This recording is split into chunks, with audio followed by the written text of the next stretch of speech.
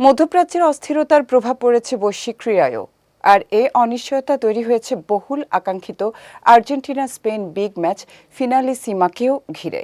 কাতার থেকে সরিয়ে অন্য কোনো ভেন্যুতে ম্যাচটি আদৌ অনুষ্ঠিত হবে কিনা তা নিয়েও অনেকের মনে শঙ্কা দেখা দিয়েছিল। তবে ইউরোপীয় গণমাধ্যমের দাবি ২৭ মার্চ রিয়াল মাদ্রিদের হোম ভেন্যু সান্তিয়াগো বার্নাব্যুতে মুখোমুখি হবেন লিওনেল মেসি ও লামিন ইয়ামাল। বিস্তারিত সঙ্গীতা শাহ ডেস্ক রিপোর্টে। চলমান ইরান ইসরায়েল যুক্তরাষ্ট্রের ত্রিমুখী সংঘর্ষে ক্রীড়াঙ্গনেও দেখা দিয়েছে এর প্রভাব। অনিশ্চয়তা তৈরি হয়েছে বহুল আকাঙ্ক্ষিত ফিনালিসিমা ঘিরে। আর্জেন্টিনা ও স্পেনের মধ্যকার ব্লকবাস্টার ম্যাচটি হওয়ার কথা ছিল কাতারের লুসাইল স্টেডিয়ামে, কিন্তু যুদ্ধ পরিস্থিতিতে এই মুহূর্তে সেখানে ম্যাচটি আয়োজন করা ঝুঁকিপূর্ণ। তাই ধরেই নেওয়া হচ্ছিল এ বছর মার্চের শেষ ভাগেও হচ্ছে না ফিনালিসিমা।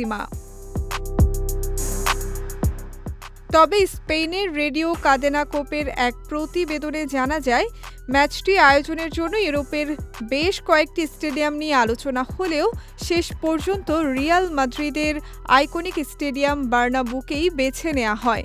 শুরুতে আর্জেন্টিনা এ ভেন্যুতে খেলতে কিছুটা দ্বিধা প্রকাশ করেছিল, কারণ স্পেনের ঘরের মাঠে খেলা হলে তারা বাড়তি সুবিধা পাবে। তবে বর্তমান লজিস্টিক জটিলতায় বার্নাব্যুই সবচেয়ে উপযুক্ত বিকল্প হিসেবে মনে করা হচ্ছে। ইউরো ২০২৪-এর চ্যাম্পিয়ন স্পেন এবং কোপা আমেরিকা জয়ী আর্জেন্টিনার মধ্যকার আন্তঃমহাদেশীয় লড়াই নিয়ে ফুটবল প্রেমীদের মধ্যে উন্মাদনা শুরু থেকেই তুঙ্গে।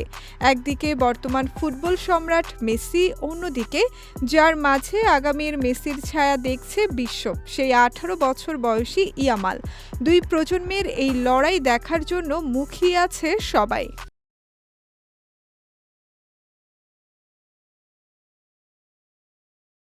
যদি সবকিছু পরিকল্পনা অনুযায়ী চলে, তবে মাদ্রিদের এই বিখ্যাত স্টেডিয়ামে হাজার হাজার দর্শক সাক্ষী হতে যাচ্ছেন এক ঐতিহাসিক মুহূর্তের। এর আগে ২০২২ সালে প্রথম ফিনালিসিমা জিতেছিল মেসির আর্জেন্টিনা, আর তাই এবার অভিষেকেই বাজিমাত করতে চাইবে ইয়ামালের স্পেন। সঙ্গীতা শাহ, বিজয় টিভি, নিউজ ডেস্ক।